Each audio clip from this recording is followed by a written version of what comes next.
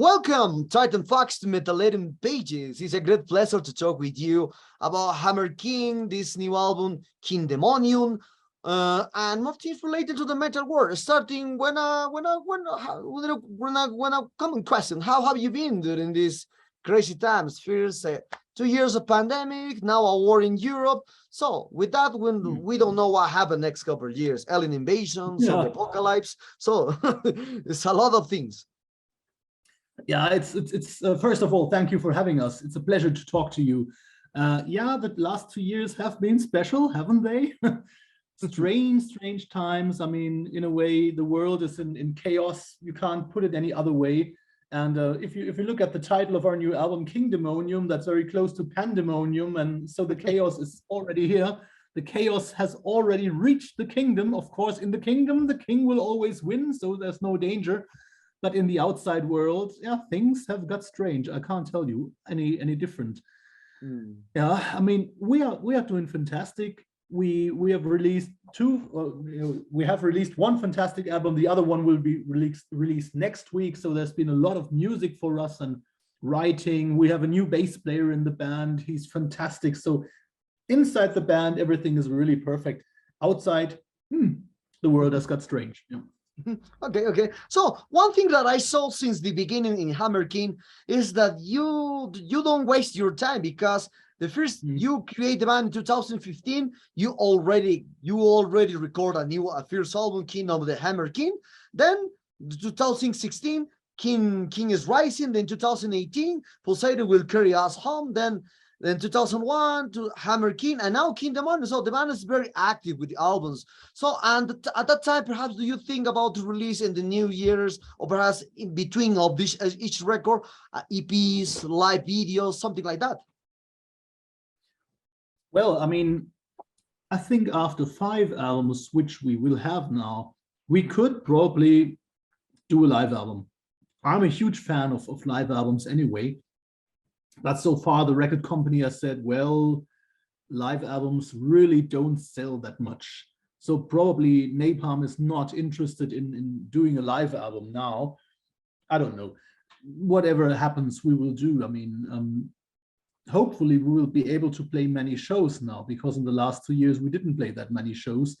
And the band sounds really fantastic at the moment, because when Günther joined the band, the new man on the bass guitar, he brought, with his playing, he brought the band to the next level. So at the moment, I must say, this would be perfect to release a live album. Let's see what happens. I mean, I'm open, totally. Okay. You said about one thing about Napalm Records, because the last two, Hammer King and King Demonium, are released by Napalm Records, but the first 3 was released by Cruz del Sur Music Records. So right. How was the experience to first with the Cruz del Sur Music Records, now with Napalm Records, and how was the transition with both labels? I mean, they're totally different. When we started working with Cruz del Sur, I can't. Sorry? You can't hear me? No audio. No, wait. No. Okay. I think it was me and my machine.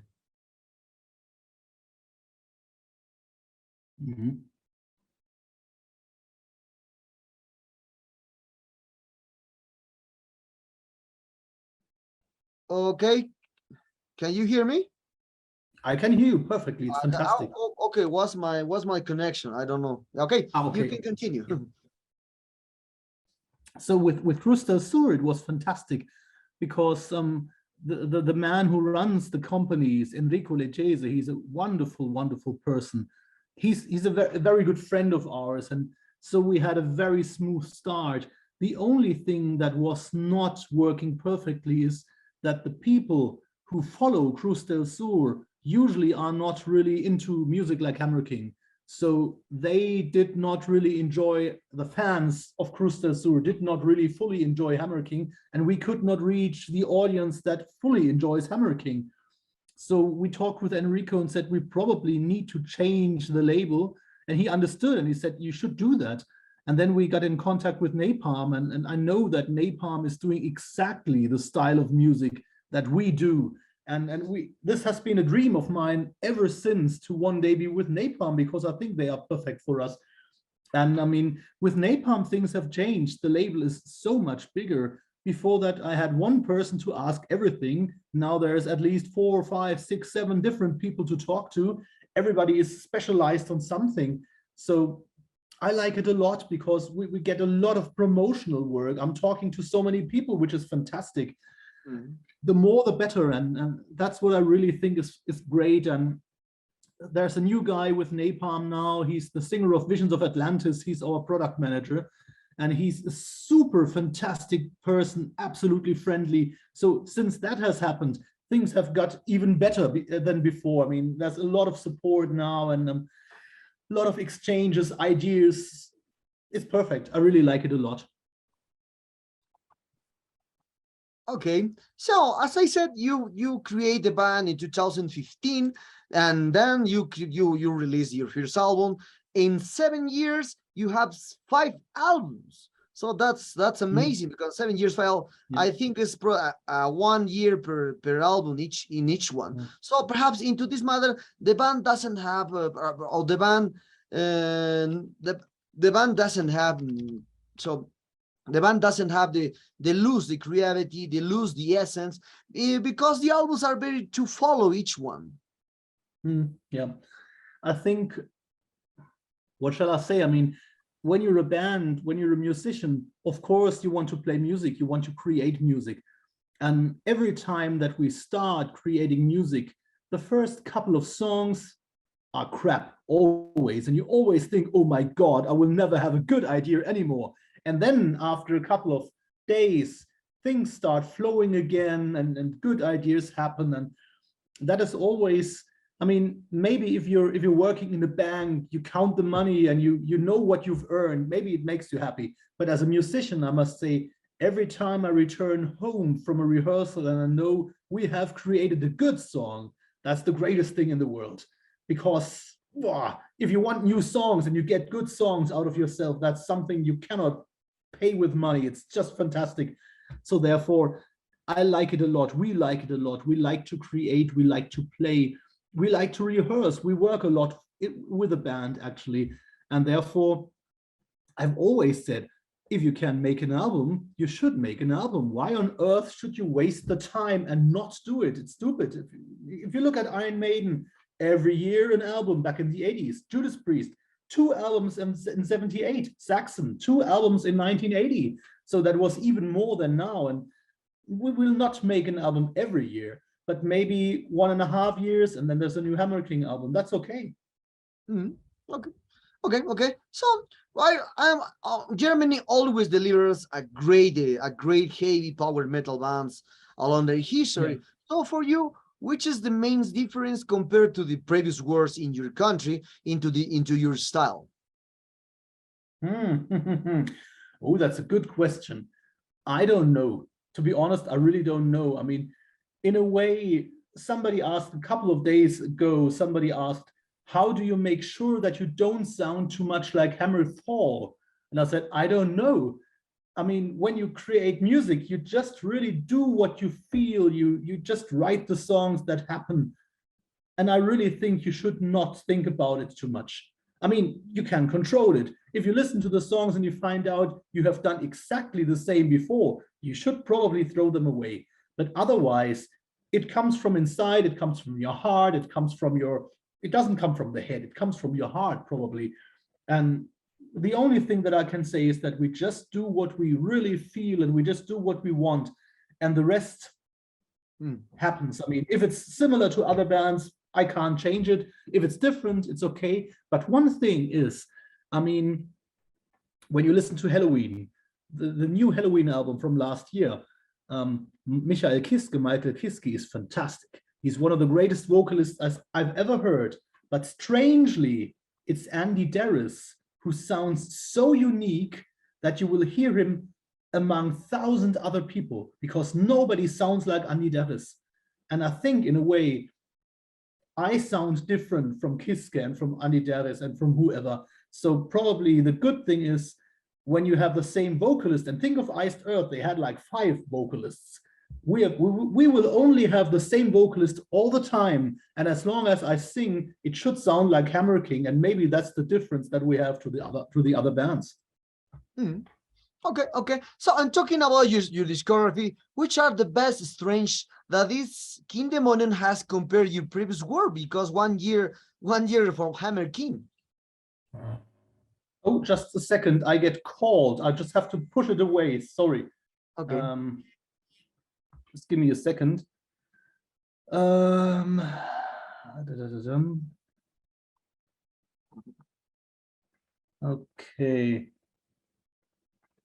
Okay.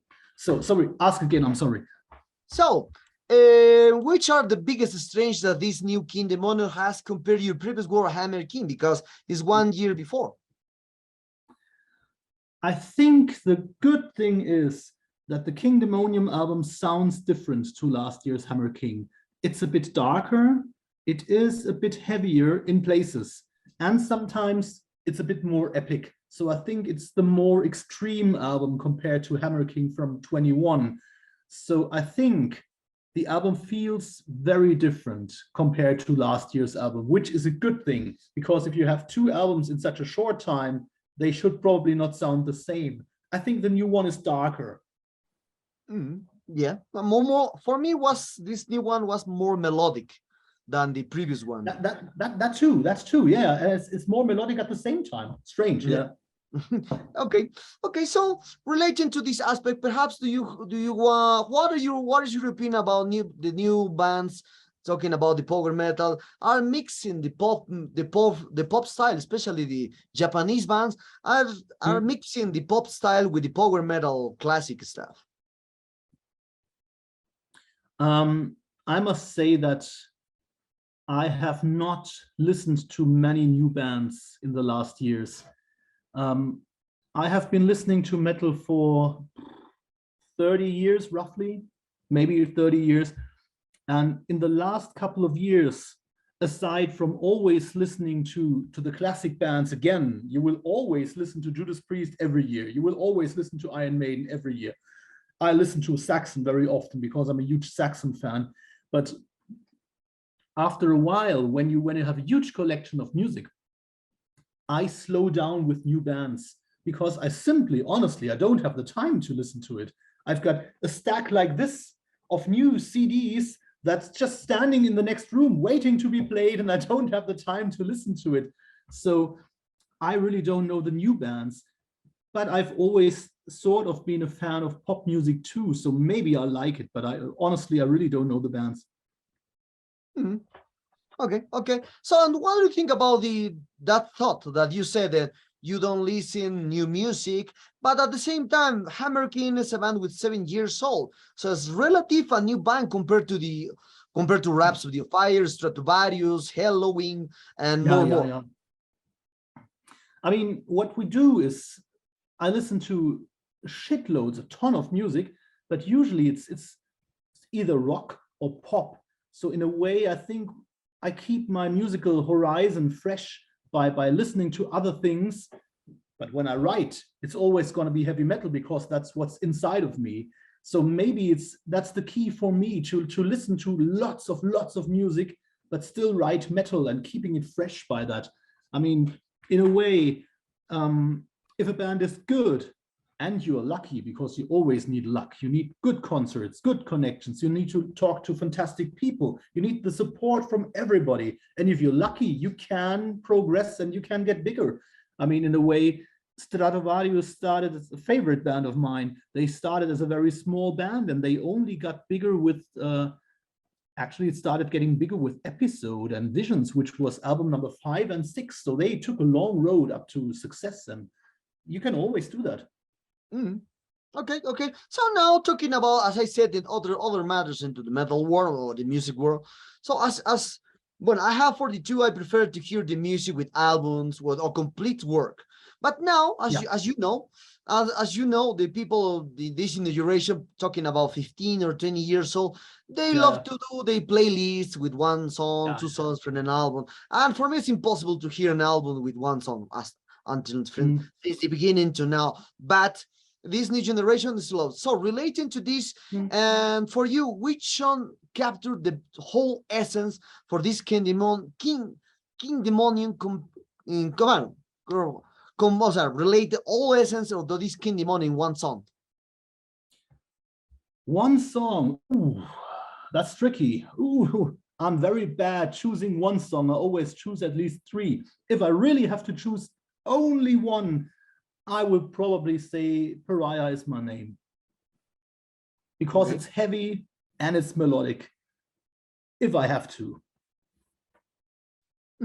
Pariah Is My Name. Oh, okay. Okay. So talking it's about tricky. I mean, on the other, what would you choose? Well, for me, as I said, I don't have one better. I prefer to say that the album is I prefer to say the album is great, it's good, or it's bad. It's much better for me because I'm the old. I'm growing the old in the old ways. So I don't I don't understand why the people now select one, two, so, but we are returning with a cyclic time because we are returning to the 40s and 50s when the band released just one songs to appear on the shows. Yeah, right.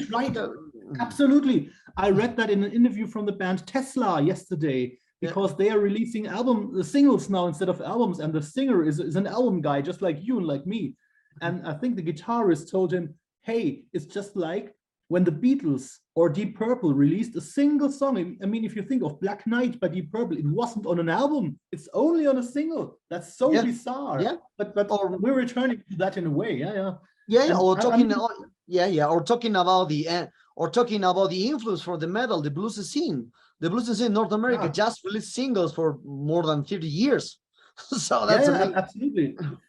I mean, in a way, when we do an album or when we write new music, I think we focus on both at the same time. So there is the singles for the people who want to have the singles, and you try to choose good ones so that the people at least see we have Pariah Is My Name, which is totally different from Invisible King and is totally different from the title track, which will be the next single next week. So the choice of singles should be very different so that the people are interested in the band. But on the other hand, for me as an album lover, I try to make an album that sounds great from start to finish. There should be a progression. The first song has to have an impact on the second and the third. And like when you go to a concert, the songs have to be in a special order. If you mix them up, the concert will not be as good. So albums are better than singles. But if you like singles, okay, feel free to buy the singles anyway. Yes. And relating to this, what is your thought about the digital platforms now? Is good or is bad for the music? Because as you guys, it's much easier to hear music from Japan now than in the previous in the 80s and 90s. That's very difficult to get a copy from the first bands in the 80s and 90s, especially in tape. What is your opinion about the digital platforms? Is good or is bad? I must say, as probably almost everything in life, it has good things and it has bad things. If I think back when I wanted to have the Ozzy Osbourne album, the Randy Rhoads tribute live album, it took me back in the day, it took me 2 years to get it because Germany deleted it. You couldn't buy it in Germany and I had to find it somewhere in Switzerland or wherever. And I bought a bootleg from Japan, a Halloween show from Japan. So that was very, very, very difficult to get the things.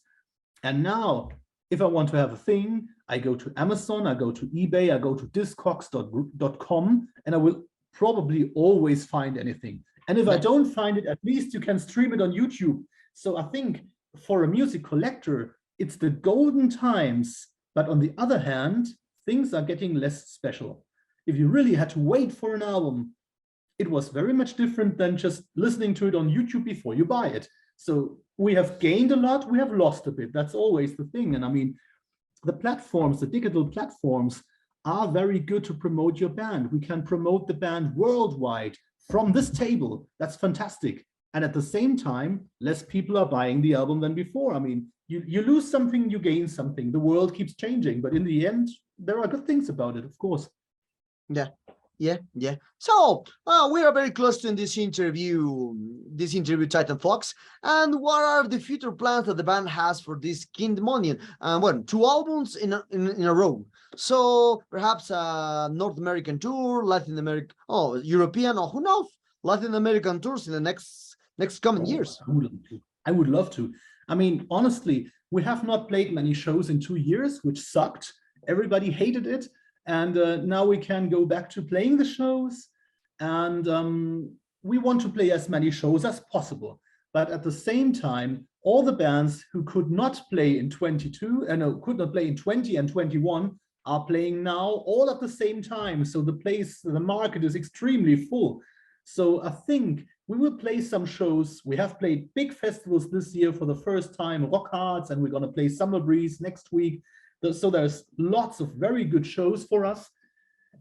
And I think that next year in 23, we probably will be able to play even more shows than now.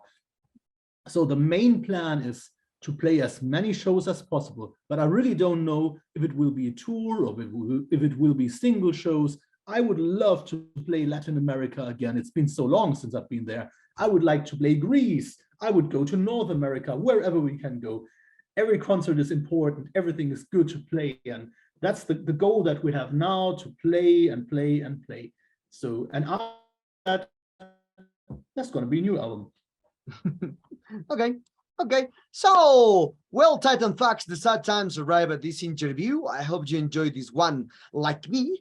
Congratulations for the new album. And perhaps do you want to add something to your Latin American fans and Metalerium followers? Absolutely. Thank you very much for the interest, for the spirit, and for the time that you gave us. It's not a lie. It's not a promotional bullshit sentence. I totally love Latin America. I've played with different bands. I've played Chile, Ecuador, Venezuela, Mexico, Brazil, and even Mexico. Argentina. No, we've never been to Mexico, sadly. So we've played at least 5 different countries, and I totally love the people, the spirit, the passion, the hearts are so great for heavy metal music. So whenever we can, we will totally play Latin America wherever we can go. So God bless you. It's fantastic that you keep pushing metal so much. We really love it a lot. Thank you.